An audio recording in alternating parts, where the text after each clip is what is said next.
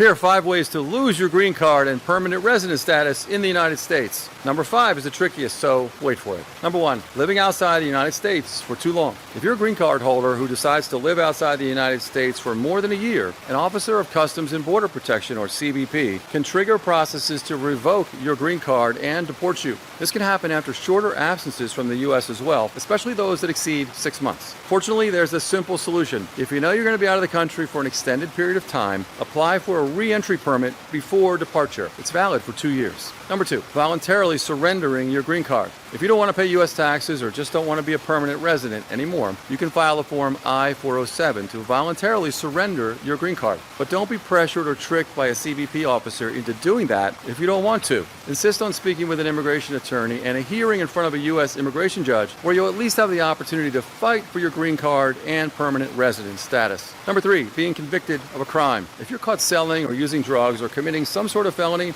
you can lose your green card and be deported. No surprise there. Number 4, committing fraud. Fraud or willful misrepresentation can lead to loss of your green card and deportation too. Fraud comes in many forms, such as marriage fraud, lying about your intent when applying for a non-immigrant visa, or perhaps worst of all, posing as a U.S. citizen in order to cast a fraudulent vote in a U.S. election. Don't do that. And number 5, failing to remove conditions on permanent residence. If your green card is conditional and valid for only 2 years, such as if your green card was based on a marriage that was less than 2 years old when you got it, you can lose it and be deported if you don't file a petition to remove those conditions during the 90-day period immediately before your conditional residence expires. If you lose your green card in this way, you can start over by petitioning for a new one, but no one really wants to do that. So don't forget to remove those conditions to permanent residence in a timely manner. This is Joseph Bovino, U.S. Immigration and Business Attorney. Use the link in my bio to schedule a video consultation if you're interested in petitioning for a green card. Let me know what you think in the comments below and follow for more.